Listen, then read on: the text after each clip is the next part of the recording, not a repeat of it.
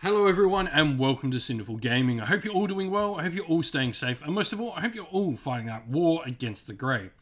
Today's video we're going to talk getting started with Warhammer Age of Sigmar Warcry, and today we're taking a look at the Hedonites of Slaanesh and the Sybarite part of the faction. Like all of the main four Chaos God factions, the Hedonites of Slaanesh are split into demons and mortals, and in the case of the mortals of the Hedonites, they're called the Sybarites. In this video, we're going to take a look at how the Sybarites work on the tabletop. We'll then look at a couple of units we recommend to get started with for the faction, before looking and exploring some other unit options we can use for the faction to expand upon those initial purchases. Finally, we'll finish off the video with a little sample warband of 1000 renown for you to use as some inspiration for creating your own Sybarite warband for Warcry. Now, the Warcry core rules and the rules for this warband, and indeed many other warbands, are free to download from warhammercommunity.com. You can simply go on over to the Warhammer Community website, go to the download section. Underneath the Warcry header, you'll find everything you need to play Warcry.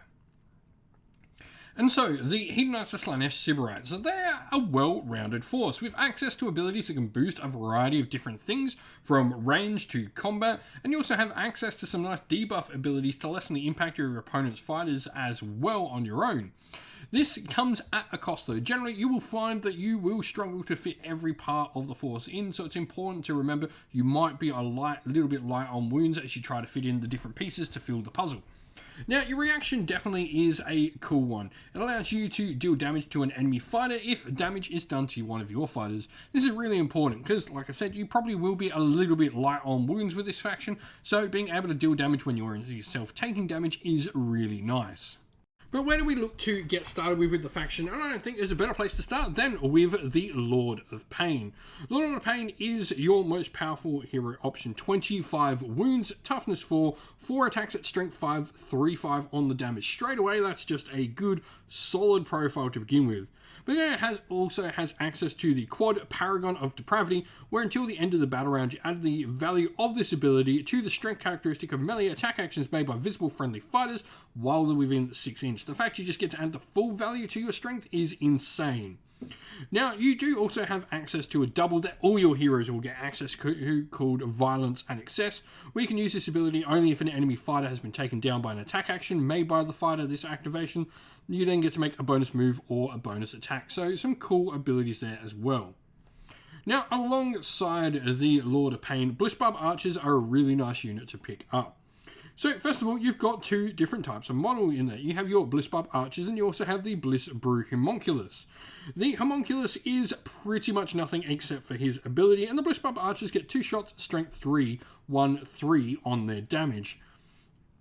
Now, their big thing is the triple called Volley of Tearing Blades. You add 2 to the attack characteristic of the next missile attack action made by this fighter in this activation. In addition, you add 1 to the strength of the characteristic if they're within 3 inches of a fighter with the Hedonites of Slaanesh Sybarites, Runemark, and the Priest Runemark, which your Bliss Brew Homunculus has. So this means you're going to get an extra 2 attacks and an extra point of strength on those shots, which will put you up to 4 shots at strength 4, 1, 3 on the damage. Pretty nice stuff.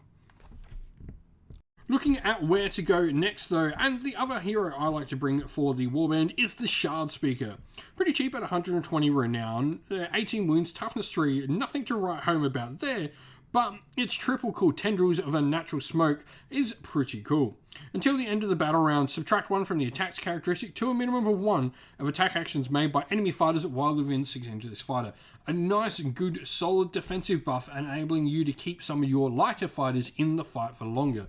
Definitely, we talked about you're going to be light on wounds, so having something that stops damage coming in and stops attacks coming in is definitely a good shout. Now we then have the Slangor Fiendbloods. These are a little bit of heavier hitters for your warband. They have 20 wounds each and a defense of 4. 4 attacks at strength 4, 2, 5 on the damage are also really solid profiles. So these guys straight away just have a nice solid profile. They've also got the Slaves to Impulse, which allows them to make a bonus move outside of your regular activations, which is really cool for a double. We then have the two types of warrior cast for the Sybarites. And the first one is the Myrmidish Painbringers. Myrmidish Painbringers serve as a really great defensive unit, something to hold objectives or indeed carry treasure for your faction.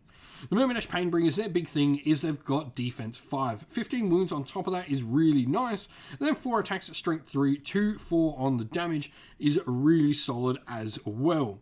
They've also got their own ability called Dance of the Wailing Blade, where until the end of this fighter's activation, you add 1 to the damage points allocated by all their hits and critical hits. Lastly, we have the Sybarites Twin Souls, and they have their own quad called Ego Driven Excess.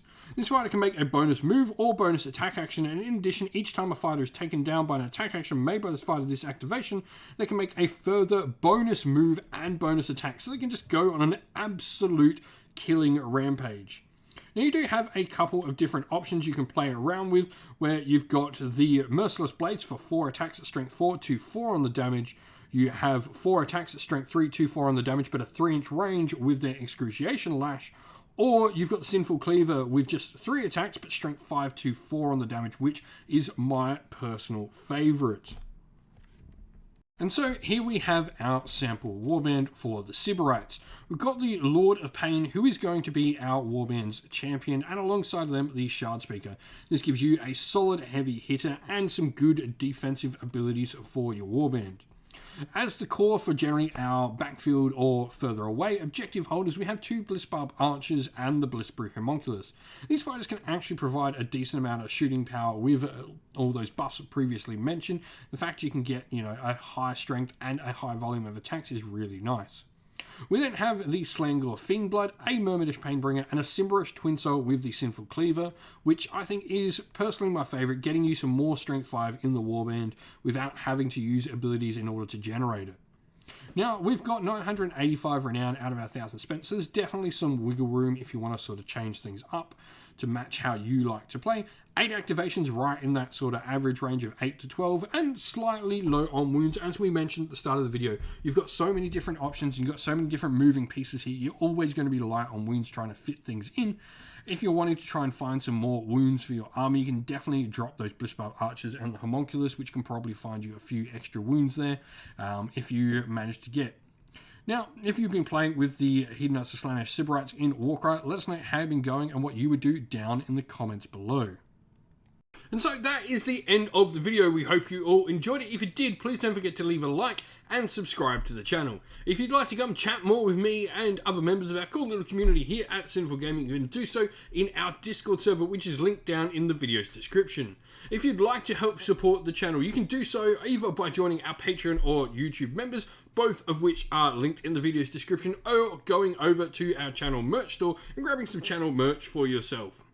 We'd like to give our Patreons and YouTube members a special shout out for helping support the channel and allowing us to keep doing what we're doing. So a special thank you to our Patreons, Christian Weir, Soren, Kenny Lowe, Outer and Shot First, Andrew Bowen, Nathan Fee, The Rising 8, Cure Dynamic, Anthony B, JJ Austrian, Average Wargamer, Domir, Mark Harvey, James Cater, Derek and Bloobs, and to our YouTube members as well, Green Roots Gaming, Kenton Young, Ronya, Lock Lorick, The Johnny 84, David Ellsworth, Wolfric Nick, Broken Chef, Ariana Edwards, Revenar, Pink Nico Fire, Robin Mankiller, Monty's Tabletop Terrain, John Castle and Davis Weir. And a special thank you to Lady Witchfox at the end here, because she does all the amazing artwork for the channel. It looks stunning. With that said, thank you all for watching once again. Don't forget to like and subscribe. Stay safe, stay well, and most of all, keep fighting that war against the grey. Ciao for now.